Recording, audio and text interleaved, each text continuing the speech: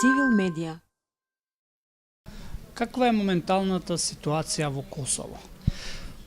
Моментално, како и подолго време наназад, е се некако во исчекување. Значи, во исчекување како ќе се развиваат работите, првенствено во смисла на односите Косово-Србија. Значи, тоа е главната тема која што ги преокупира и институциите и граѓаните, покрај оние другите внатрешно политички, да речеме, и општествени теми, како што се предвремени барања на опозицијата за предвремени избори, најави за протести за смена на власта, и на владата, но и на председателот на Република Косово Хашим Тачи, значи владата на Рамуш Харадинеј и неговата коалиција. Тоа се оние преокупации на косовското општество во моментов. Значи, не може да се рече дека е нешто напнато особено, меѓутоа баш пак ќе повторам некако во исчекување се сите. Освен овие што ги спомнав, тука се и меѓуетничките односи во известна димензија, да не речеме општо дека нешто е напнато, меѓутоа тука има незадоволството на српското малцинство косовско со одлуките на владата на Харадинеј за таксата од 100, потоа е тука онаа истрагата за убиството од минатата година на лидерот на косовските Срби од Северна Митровица Оливер Ивановиќ, каде што имаше неколку апсења, па тие апсења од дел од српското население се третираа како политички прогон, иако јас лично не сметам дека е тоа така, затоа што нема потреба од политички прогон, туку дека властите навистина настојуваат да ги откријат сторителите на тој ужасен атентат што се случи тогаш. И ете тоа е некоја општа слика за Косово.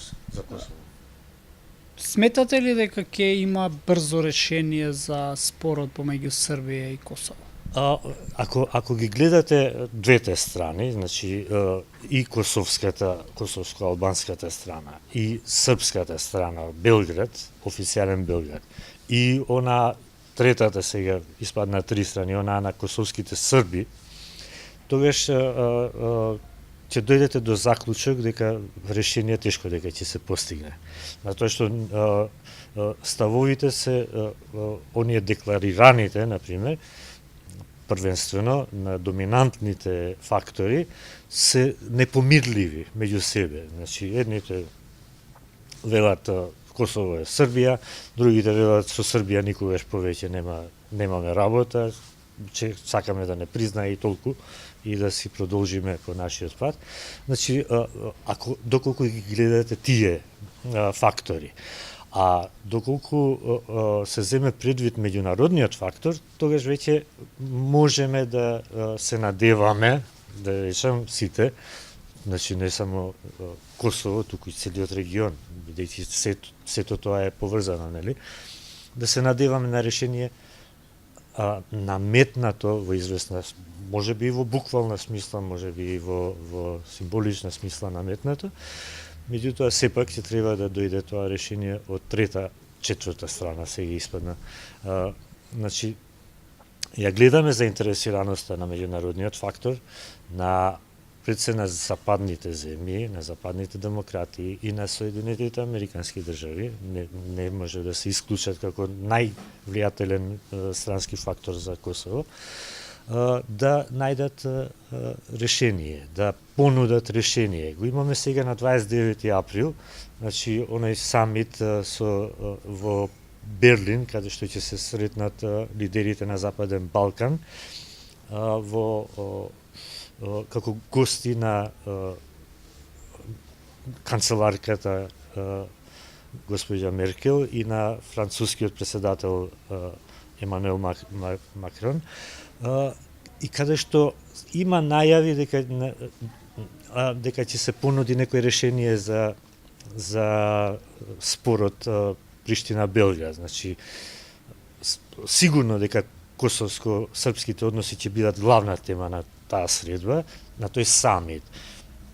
Може би нема да произлезе некое најверојатно нема да произлезе некое конечно решение, бидејќи има отпори од сите страни на секоја понудена опција за решавање на споровите, но сепак може да се отвори патот за доаѓање до тоа решение, со тоа што ќе се очекува сега да се работи на натрешните фактори, да се убедат први самите фактори, а потоа тие да ги убедат и тие другите, другите, своите јавности, своите граѓани, и така дека има решение. Секако дека компромиси мора да се направи. Меѓутоа секој компромис носи и болни моменти за оние што го донесуваат компромисот, значи условно кажано треба нешто да се откажеш за да добиеш нешто и другиот треба од нешто да се откаже.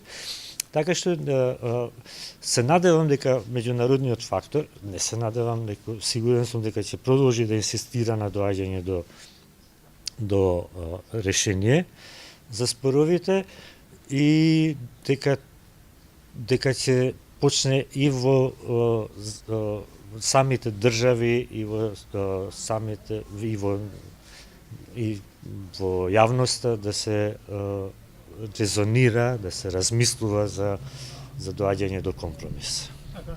Што доколку не дојде до компромис, како тоа би влијаело на регионот?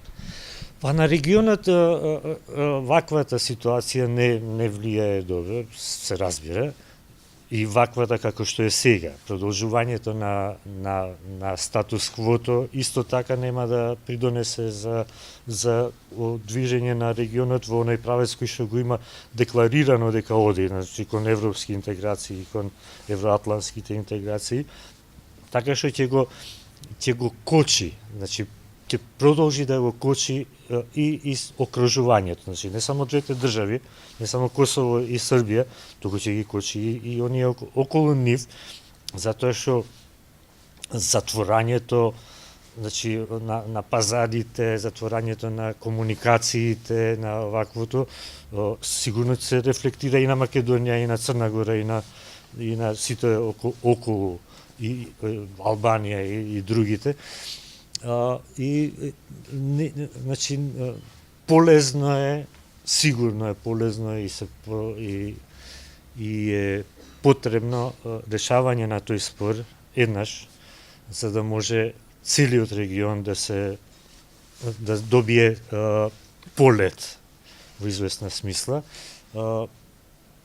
затоа што и Брисел тоа го очекува, например, од регионот, да биде сплотен во известна смисла, за да може како пакет, условно да кажеме сега, може би не е добар избор зборот, да се интегрира во Европа. Цивил медија